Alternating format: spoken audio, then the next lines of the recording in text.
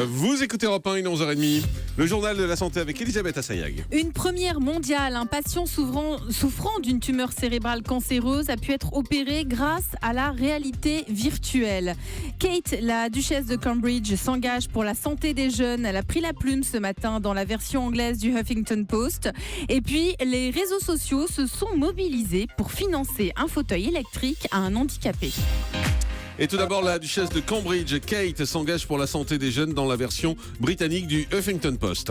Oui, elle est devenue rédactrice en chef du Huffington Post version anglaise le temps d'une journée pour parler santé. Elle appelle les parents, les éducateurs à se préoccuper de la santé mentale des jeunes.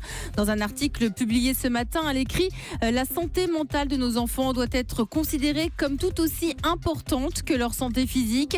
Elle a même parlé au nom de son couple. Elle ajoute « Comme la plupart des parents d'aujourd'hui, William et moi n'hésiterions pas à demander de l'aide pour nos enfants s'ils en avaient besoin. Nous savons qu'il n'y a pas de honte à ce qu'un jeune enfant ait du mal à gérer ses émotions ou souffre d'une maladie mentale. » Puis elle appelle aussi à ce que les écoles jouent leur rôle dans l'éducation. Je la cite, « Lorsque les familles sont à court de temps ou d'argent, il n'est pas toujours facile de savoir où chercher de l'aide ou des conseils. Voilà pourquoi nous avons besoin que les écoles et les collectivités jouent pleinement leur rôle pour aider les enfants. » Un patient souffrant d'une tumeur cérébrale cancéreuse a pu être opéré grâce à la réalité virtuelle. Cette intervention à haut risque s'est déroulée fin janvier au CHU d'Angers et c'est un succès.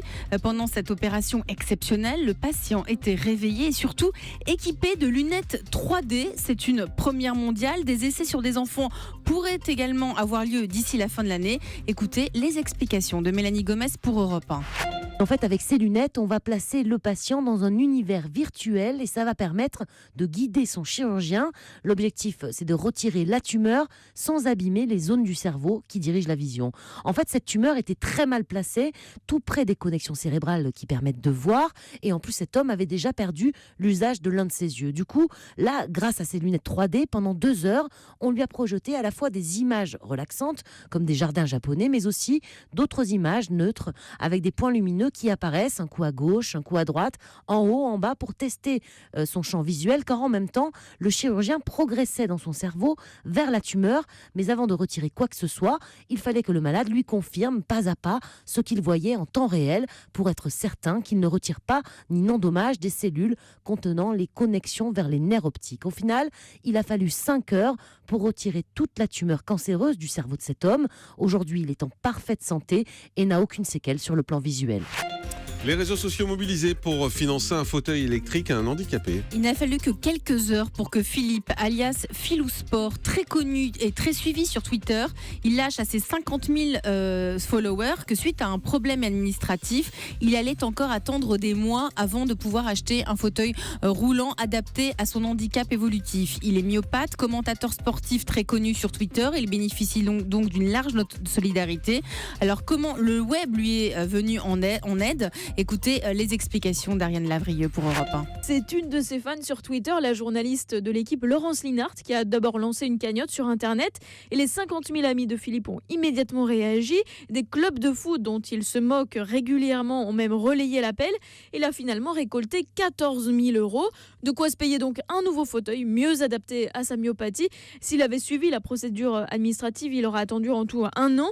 Un délai extrêmement long et pourtant qui n'a rien d'exceptionnel, dénonce l'association des paralysés de France, Malika Boubaker. Plusieurs milliers de personnes se retrouvent de toute façon dans des plus grandes difficultés, que ce soit des adultes ou des enfants, au moment de l'acquisition d'un fauteuil roulant et dans le cadre d'un renouvellement de fauteuil roulant. C'est quoi le délai moyen alors ? Ça peut être 1 an, ça peut être 1 an et demi. Souvent, les maisons départementales demandent 3 devis différents.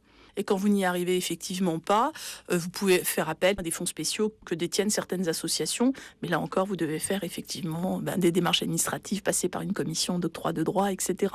C'est pas simple. Une table ronde doit justement avoir lieu prochainement entre le gouvernement et les associations pour discuter d'un paiement plus simple, plus rapide des aides aux personnes handicapées.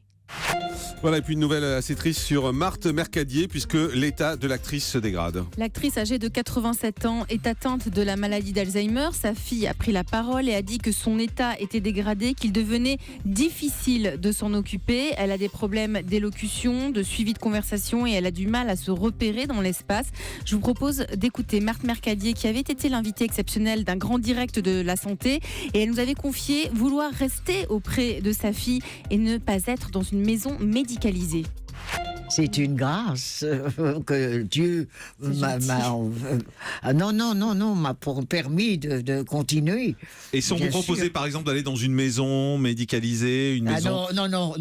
Non, immédiatement là, non. Vous n'avez pas envie? Non, je me suiciderais. Je ne veux pas être dans ce coin-là. C'est tout. J'ai le droit. Voilà, Marthe Mercadier, c'est sa fille hier qui a pris la parole, donc vous le disiez, pour révéler que son état de santé se dégradait. On pense à elle, bien évidemment. Le petit déjeuner permettrait d'être plus actif le matin. Pour lutter contre la sédentarité, il serait nécessaire de prendre un petit déjeuner équilibré le matin. Ce sont les résultats d'une étude publiée dans la revue médicale American Journal of Clinical Nutrition.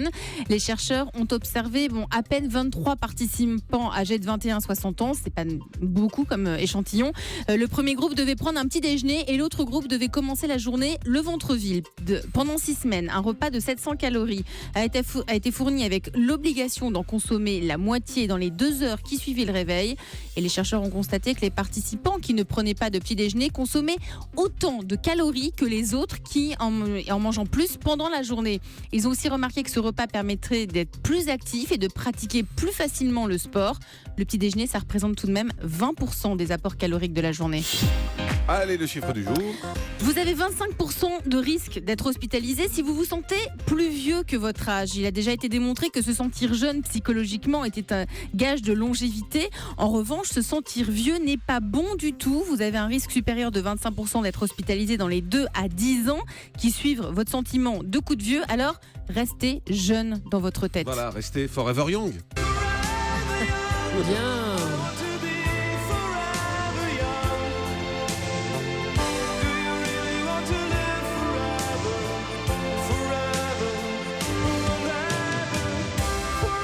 On passe des musiques, c'est de plus en plus tiré par les cheveux, mais c'est juste histoire de passer de la musique en fait. Mais là, ça tombait bien. Ça Ça tombait fait bien, du bien en plus. Forever Young. Bon, oui. très bien. François Sorel, vous vouliez ajouter quelque chose? Oui, je voulais dire que si, quelquefois on se sent vieux pour de bonnes raisons. Donc c'est pour ça qu'après on a un certain nombre de maladies plus que d'autres. Mais c'est vrai que même d'avoir peur de vieillir quand on est jeune, c'est péjoratif pour l'avenir.